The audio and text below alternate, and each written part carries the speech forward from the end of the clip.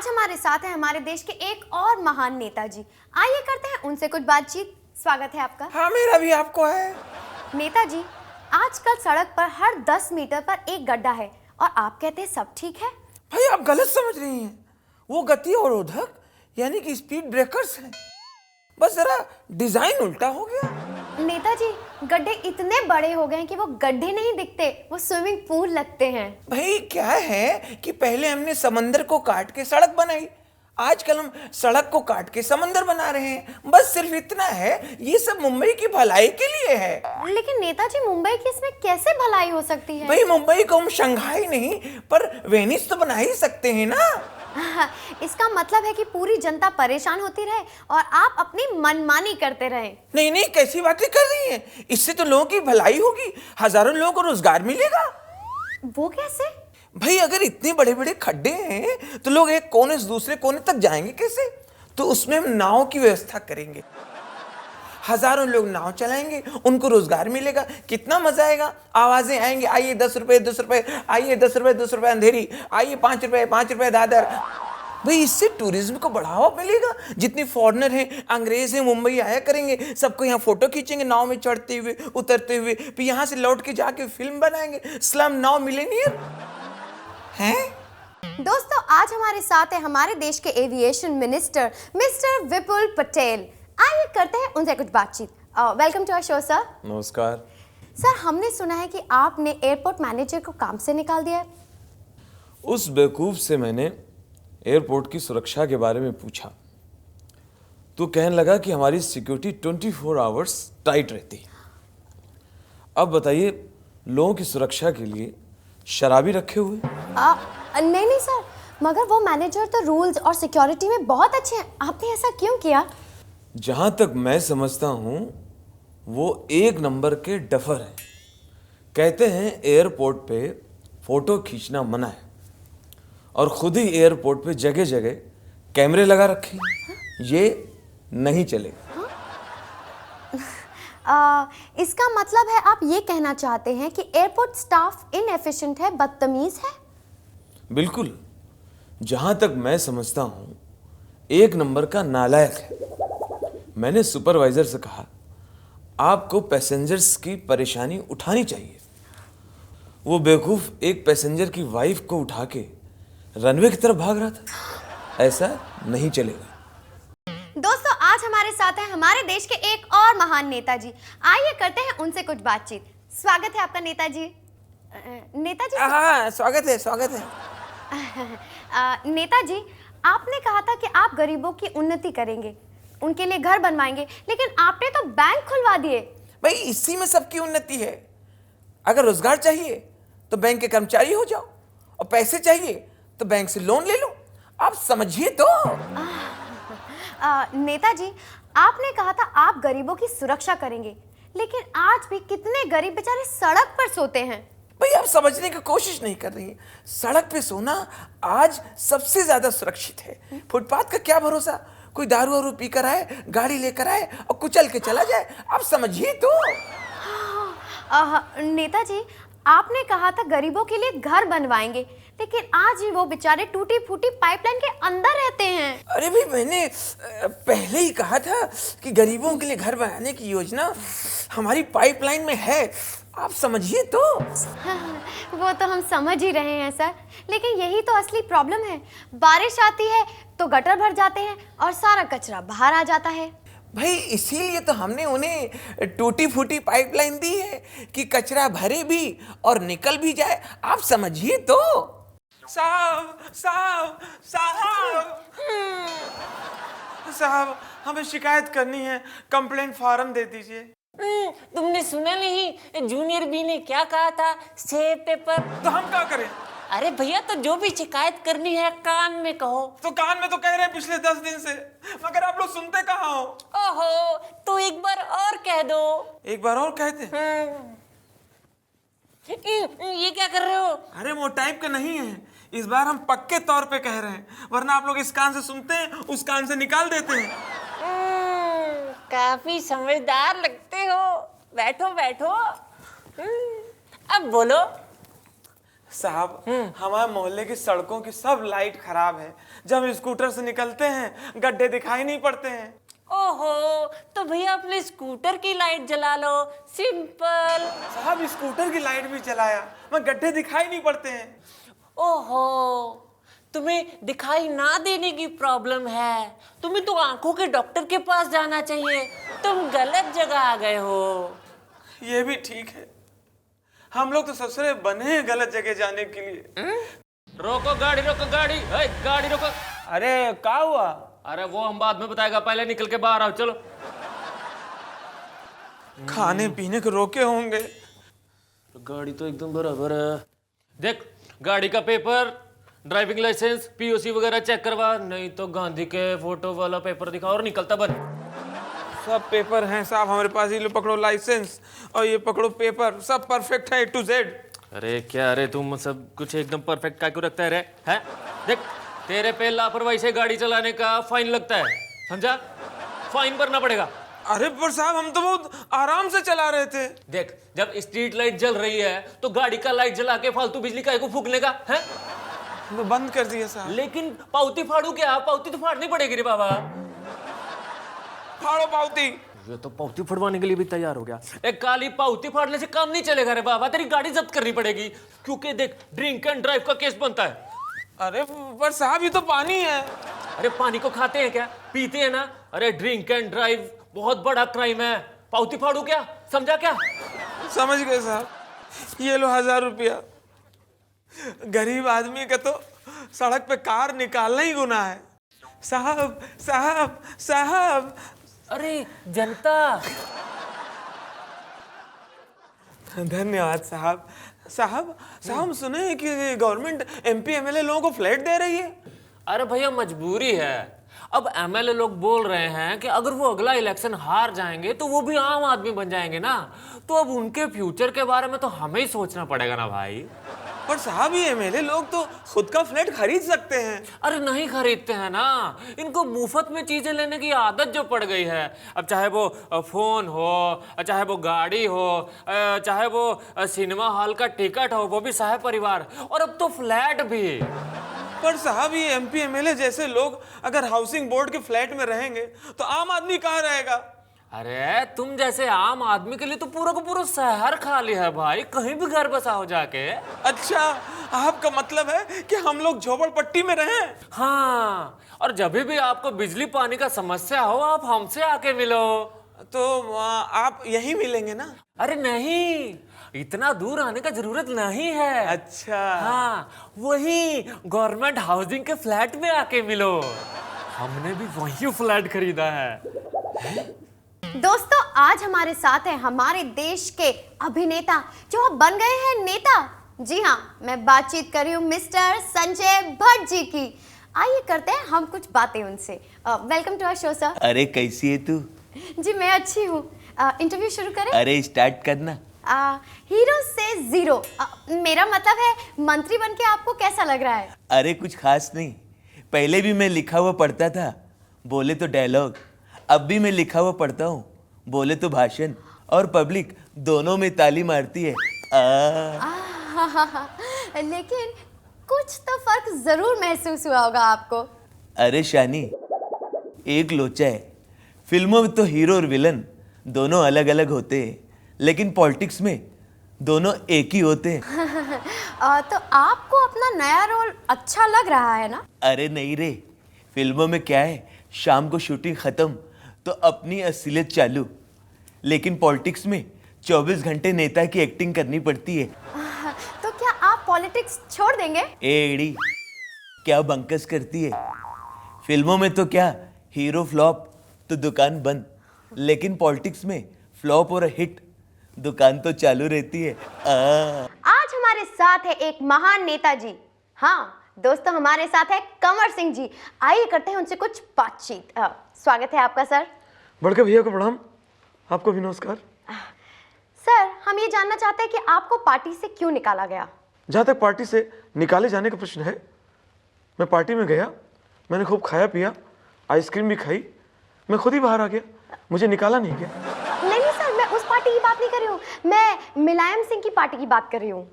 जहाँ तक नेता मुलायम सिंह का प्रश्न है, उन्होंने तो कभी पार्टी दिया नहीं। अलबत्ता वो जरूर दूसरों की पार्टी में जाते रहते हैं। नहीं नहीं सर, मैं खाने वाली पार्टी की बात नहीं कर रही हूँ, मैं समझ वाली पार्टी की बात कर रही हूँ। अरे तो पहले बताना चाहिए था। पार्टी पार्टी की बात करके आपने मेरी भूख बढ़ा दी। खाली ये बोतल पिए जा रहा हूँ मैं, जिंदगी से बोर हूँ, जिए जा रहा हूँ मैं। सर, समझ वाली पार्टी से निकाले जाने के बाद क्या आपको किसी और पार्टी ने संपर्क किया है? ईश्वर को धन्यवाद दूंगा, बहुत सारी पार्टियों ने मुझसे संपर्क किया है और सबने मुझसे साफ साफ कहा है कि कहीं भी जाना पर हमारी पार्टी में मत आना। मैं उनके लिए सिर्फ यही कहूँगा, तेरी गलियों में न रखें कदम आज के बाद, क्योंकि कीचड़ बहुत हो जाता है बरसात के बाद। सर, अब तो आपने एक्टिंग भी शुरू कर दी है। आप एक्टिंग में किससे इंस्पायर थे? मैंने फिल्मी दुनिया में सिर्फ 3 लोगों को अपना गुरु माना है, चंकी पांडे, शक्ति कपूर और अवतार गिल। क्योंकि मेरा ही मानना है, इन तीनों को जब हिंदुस्तान की जनता झेल सकती है तो मैं तो फिर भी हैंडसम हूँ। वो तो मैं भी मानती हूँ। इसका मतलब मेरा जादू तुम पर भी चल गया, तुम मुझ पे मर मिटी हो। नमस्कार दोस्तों, आज हमारे साथ हैं हमारे देश के एक महान नेता, नेताजी बुलबुल पांडे। आइए करते हैं उनसे कुछ बातचीत। स्वागत है आपका। हाँ जी, नमस्कार नमस्कार। विपक्ष ने भारत बंद करवाया, आपको कैसा लगा? भाई देखिए, भारत बंद हो या खुला हो, मुझे क्या फर्क पड़ता है। वैसे भी मंत्रालय मैं साल में 1-2 बार जाता हूँ। नेताजी, आजकल पेट्रोल के दाम इतने बढ़ गए हैं कि गाड़ी चलाना घर चलाने से ज्यादा महंगा हो गया है। भाई यही तो हम चाहते हैं कि लोग गाड़ी ना चलाएं, पैदल चलें, साइकिल चलाएं, इससे उनकी एक्सरसाइज होगी। और वैसे भी हमारी पार्टी का नारा है स्वस्थ भारत, सुखी भारत। नेताजी, आपको डर नहीं लगता?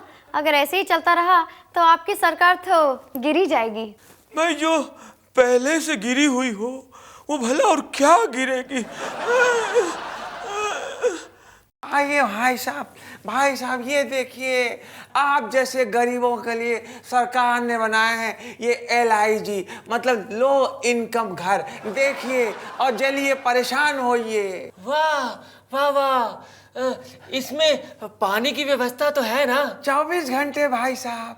आप बाथरूम के अंदर जाएंगे, ऊपर देखेंगे साहब, छत टपकती रहती 24 घंटे, रुकती नहीं भाई साहब।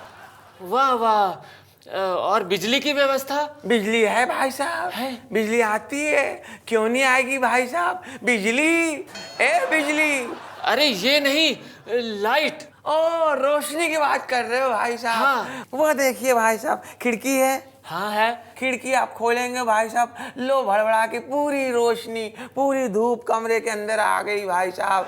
विदाउट बिल भाई साहब, फ्री आप चार्ज, इसके अलग से पैसे नहीं लेते भाई साहब। वाह वाह वाह वाह भाई साहब, अब हम सब समझ गए हैं। क्या भाई साहब? यही कि ये LIG नहीं NIG है। क्या मतलब भाई साहब? मतलब ये कि नो इनकम घर। ये तो टाइम पास करने आ गया भाई साहब। साहब गजब हो गया साहब, अजब हो गया साहब। अरे पीछे होके खड़े रहो। अरे बाबा, ऐसा कैसा गजब अजब करता है?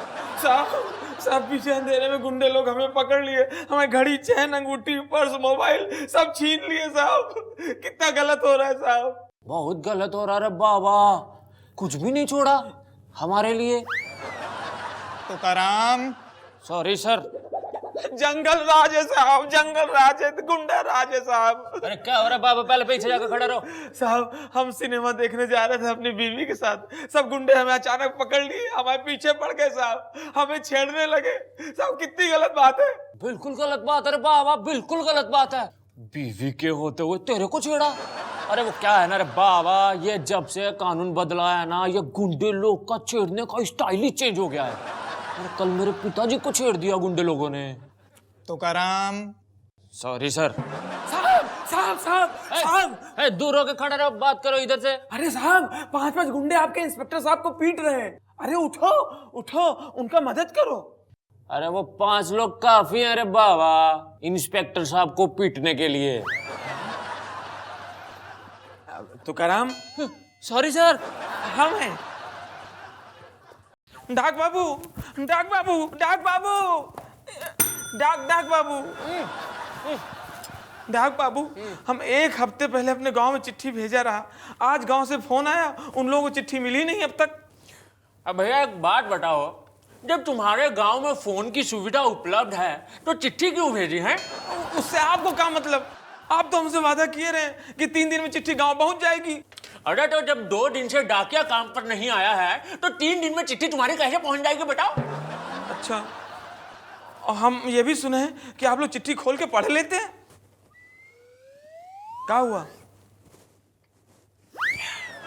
भैया देखो, हमने बोला था कि हम संदेश बिल्कुल सही सलामत पहुंचाएंगे। अब जब हमें ही नहीं पता होगा कि चिट्ठी के अंदर क्या संदेश है तो हम पहुंचाएंगे क्या बताओ? आप लोग ये भी कहते हैं कि हम आप लोगों का संदेश सही सलामत पहुंचाते हैं, उसका क्या मतलब है? अब भाई बिल्कुल सही सलामत पहुंचाएंगे। अब ये देखो कि मान लो कि जैसे ये तुम्हारी चिट्ठी है, हाँ। ये कहीं रास्ते में खो गई, हाँ। लेकिन इसके अंदर जो संदेश था वो तो डाकिया के दिमाग में बिल्कुल सही सलामत है ना। आज हमारे साथ है हमारे देश के एक महान नेताजी। जी हाँ, हमारे साथ है मुलायम सिंह जी। आइए करते हैं उनसे कुछ बातचीत। स्वागत है आपका। नमस्कार। नेताजी, सुनने में आया है कि कमर सिंह जी को पार्टी से निकालने में आपके भाई का हाथ था। मैं एक बात साफ कर दूं, क्या? साफ कर दूं कि पूरा हिंदुस्तान जानता है, कौन जानता है? हिंदुस्तान जानता है कि हमारा हाथ से क्या लेना देना। हमारी पार्टी का निशान तो साइकिल साइकिल साइकिल है। और रही बात कमर सिंह को अपनी पार्टी से निकालने की, तो हम कमर सिंह को बताना चाहते हैं कि अगर तुम्हारे पास बड़के भैया है तो हमारे पास बढ़के भैया है। नेताजी, आप विधानसभा में इतना हंगामा क्यों खड़ा कर देते हैं? पूरे उत्तर प्रदेश विधानसभा के विधायक इस बात के साक्षी क्या है? साक्षी हैं गवाह है कि हम जब भी करते हैं खड़े होकर नहीं करते, हम बैठ कर करते हैं। हंगामा और विरोध प्रदर्शन। दोस्तों, आज हमारे साथ हैं हमारे देश के नेता जो कि चुस्त और तंदुरुस्त हैं, श्री जागृति नारायण जी। आइए करते हैं उनसे कुछ बातचीत। स्वागत है आपका। नेताजी, इंटरव्यू शुरू करें? हाँ, शुरू करो। साउंड पोल्यूशन को खत्म करने के लिए आपकी नई योजना क्या है? साउंड पोल्यूशन के लिए हमने बहुत बड़ा कदम उठाया है। बहुत जल्द आप देखेंगी जितनी भी गाड़ियां हैं उनके हॉर्न मैं साइलेंट मोड पे करवा दूंगा। नेताजी, जब कोई नेता इलेक्शन हार जाता है तो उसका मोराल बूस्ट करने के लिए वो क्या करता है? भाई, हारा हुआ नेता हारे हुए नेता के घर जाता है और कहता है आपकी भी जमानत मेरी तरह जब्त हो गई। नेताजी, हमारे सुनने में आया है कि विपक्षी दल के नेता के बेटे की जब प्लेन क्रैश में डेथ हो गई तो आप उनके घर में अफसोस करने गए, बदले में उन्होंने आपको एक थप्पड़ मार दिया। वो क्यों? पता नहीं थप्पड़ क्यों मारा। मैं तो सिर्फ यही कहा था कि अच्छा हुआ आपके बेटे ने रिटर्न टिकट नहीं लिया, वरना बहुत नुकसान हो जाता। दोस्तों, आज हमारे साथ है हमारे देश के फैमिली प्लानिंग मिनिस्टर। आइए करते हैं उनसे कुछ बातचीत। स्वागत है आपका सर। सर, आप फैमिली प्लानिंग मिनिस्टर हैं, पर आपके खुद के 13 बच्चे हैं। भाई ऐसा है, हमारी फैमिली एकदम प्लान में है। हैं? वो कैसे सर? भाई 6 बैट्समैन और 5 बॉलर हैं। और बाकी 2? अरे कोई भी मैच बगैर अंपायर के होता है क्या? सर, इससे देश को क्या फायदा होगा? भाई बहुत फायदा होगा। पहले क्रिकेट देशों देशों के बीच होता था। हाँ। आजकल शहरों शहरों के बीच होता है। हाँ। कुछ दिनों में आप देखिएगा घरों घरों के बीच क्रिकेट होगा। हैं? सर, अगर सभी लोग इस तरह से सोचने लग जाएंगे तो हमारे देश की पॉपुलेशन का क्या होगा? अच्छा ही होगा। अरे हम प्रोडक्शन में ही चाइना से आगे निकल जाएंगे। हैं?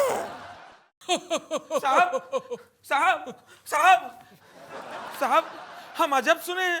भाई क्या सुना है? एकदम गजब बात सुने हैं। ओहो, क्या सुना है? आप लोग हमारे घर पे बुलडोजर चलाने वाले हैं। वही तो, तुम क्या चाहते हो कि हम तुम्हारे घर पे मर्सिडीज चलवा दें? मर्सिडीज बहुत महंगी आती है साहब। हमारा मतलब है आप म्यूनिसिपैलिटी वाले हमारा घर क्यों हटा रहे हैं? वो इसमें कौन सी बड़ी बात है, अगर इधर से हटा दिया तो तुम उधर लगा लो। अरे हमारा घर का कैलेंडर है कि यहाँ सटाया वहां लगा दिया।